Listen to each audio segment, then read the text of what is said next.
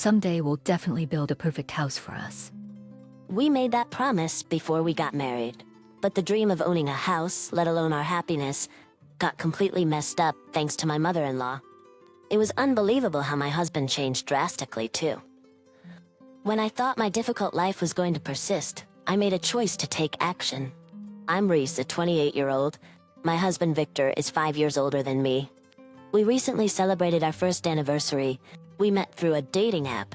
I was initially skeptical, but I was drawn to his sweetness, and our relationship blossomed. I had a strong desire to get married, and he also wanted to settle down, so it was a good match. Initially, we had a loving married life, as I had imagined. However, he started to change after 6 months. The trigger was the divorce of his parents. Honey, it seems my parents are done for. Really? I only had a shallow connection with them, so I honestly didn't know how to react. Your dad's working, so he should be fine. But what about your mom? Oh, it's all good. She'll rent an apartment. But how will she manage financially? She's been a housewife, right? You support her. Me and you. Huh? I was in disbelief as he said it so casually. We need to support my mom. Together. Wait a minute. Why should we pay for her rent? She's in trouble.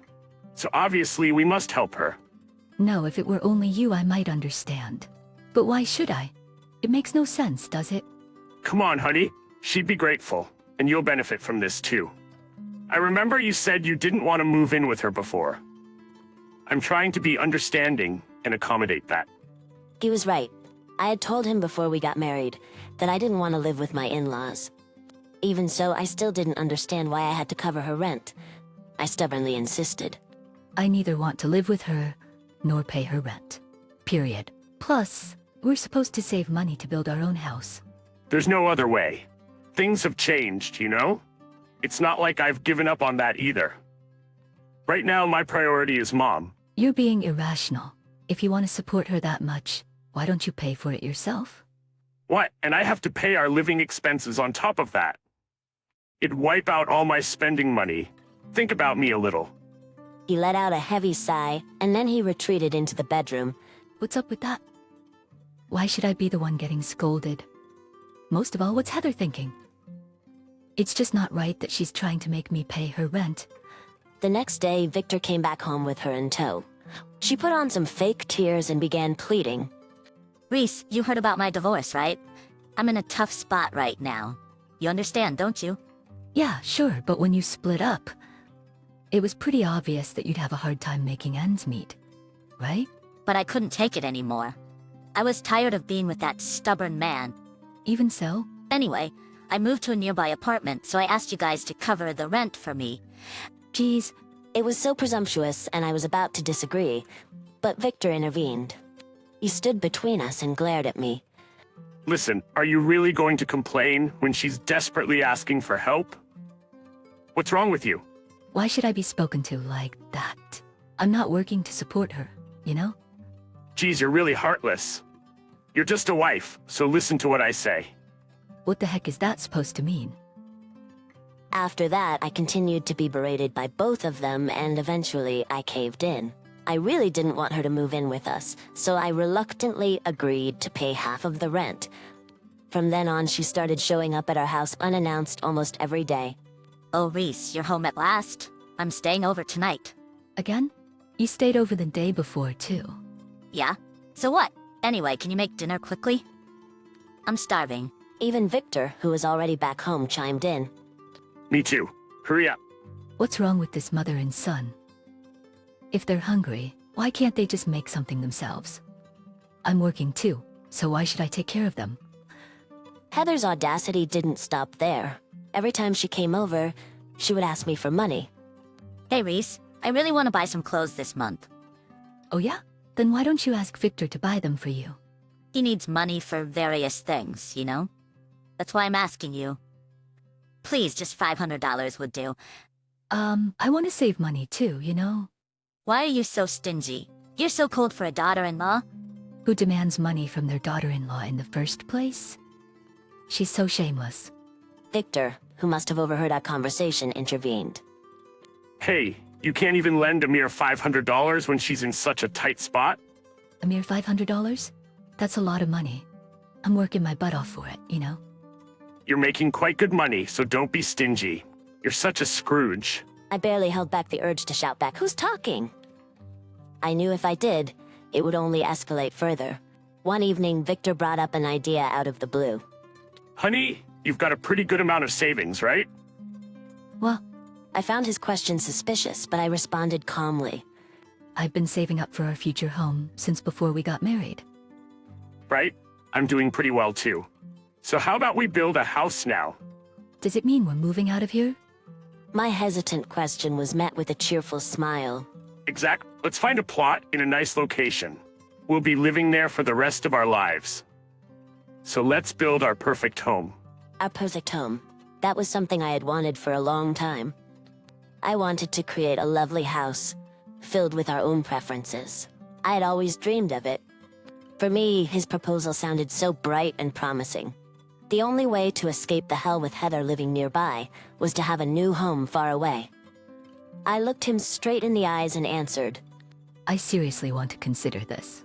From then on, we started making preparations. We purchased the land we previously had our eyes on, had meetings with construction companies, and juggled those tasks alongside our jobs. Everything seemed to be moving flawlessly. The only concern I had was that the deed of the property was put in Victor's name. It should have been a joint tenancy. When I suggested we share the mortgage and the deed, he insisted that he wanted to handle it, and I reluctantly agreed. He pushed through the loan forcefully, and after various twists and turns, our new home was completed the following year. 2 weeks before the move, Heather came over after a long absence. Long time no see, Reese. I heard the new house is finished. How exciting. Yeah, it's been a while, Heather. Until then, I despised even seeing her face. But knowing we would soon be moving away gave me a sense of relief. However, right after that, she said something unbelievable.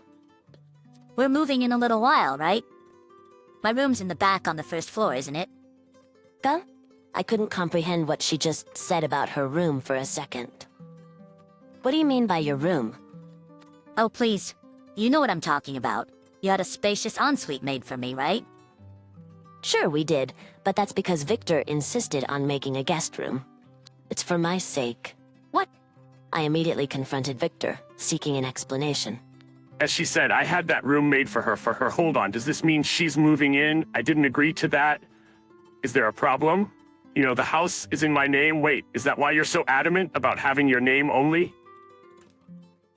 He made a smug smile and said, You're just realizing it now? Watching our exchanges, Heather started giggling. Stunned, I stood there as he waved a piece of paper in front of me. What's that? Take a look. It's a divorce petition form, and it's already signed. You're kidding. Do you really think I'd stay married to someone who defies me and my mom? Do it again, and I'll submit it. Got it? Are you seriously saying that? Do you think I'm joking about something like this? I'm dead serious. A divorce would bring shame on you, wouldn't it? He and Heather both smirked as they observed my reaction. Then she chimed in, taking the opportunity to belittle me. Reese, for your own sake, you better start listening to us carefully from now on. After all, you're just a daughter-in-law. You should just keep quiet and obey. Got it? Victor threw the form at me and left the living room with her. I had more than enough. I couldn't imagine living with those two for the rest of my life. I wasn't going to let them have their way. That was the moment when the anger I had been holding back erupted all at once. From the next day on, I started looking for another place while juggling my job, making slow progress with my moving preparations, and trying not to let them find out. I packed my belongings little by little, trying to remain inconspicuous. On the day before our move to the new house, they had gone out to see furniture, leaving me an opportunity. I moved my things into the apartment I had secretly arranged. The next day, just as I had expected, Heather called. Hey Reese, it's a moving day and you've been out since last night. Where have you gone? Well, I had some business to take care of. What's the matter? I've brought some of my stuff to the new place, so open the door for me. Victor hasn't arrived yet either. Anyway, hurry up. She was bossing me around as if living together was a given. I decided to point out her misunderstanding. Heather, I don't know what you're getting wrong, but my move was yesterday. What are you crazy? The move is today, isn't it? No, it was yesterday. Well, at least my move was yesterday. I really don't get what you're talking about. Your move is supposed to be on the same day as Victor's. She was frantically yelling at me to hurry up and get there. I had been waiting for the opportunity to drop the bomb. I'm living alone from today. Living alone? It means please handle your move yourself. It doesn't concern me anymore. What are you telling me, Reese? She was clearly confused, so I continued. In fact, I filed for a divorce from your son. I have no obligation to care about you anymore.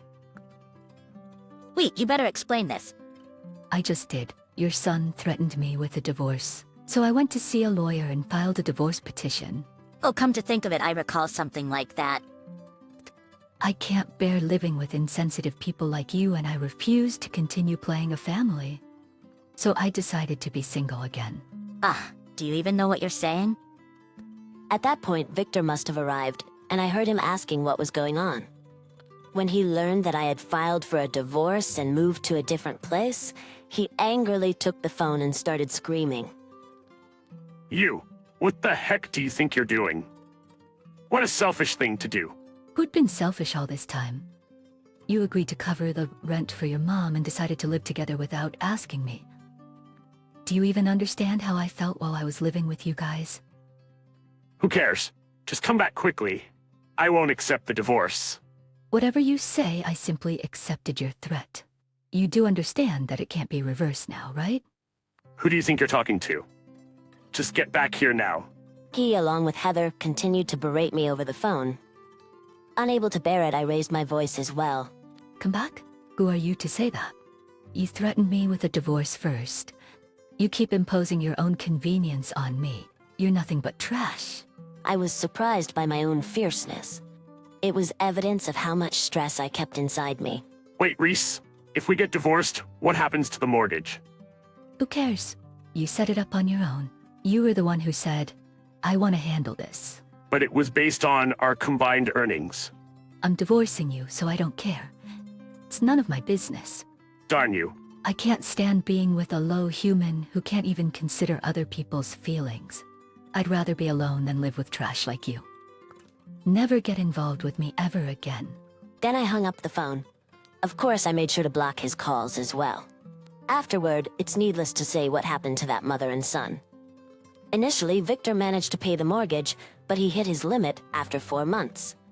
It was obvious that he couldn't have continued with the repayment of the loan that was set up by relying on my salary. As a result, he had to sell the new house. However, even after deducting the selling price, the mortgage remains. Currently, he lives in an apartment with Heather, struggling with the monthly payments. The life Heather envisioned is far from reality, marked by constant arguments between them. On the other hand, my life is incredibly comfortable now. I didn't share my new address with them, so there's no fear of ambush. I can live as I please in this new chapter of my life, and it truly makes me happy. While I didn't achieve my dream of owning a perfect home, that's perfectly fine with me. The best part of it all is being free from that mother-son duo.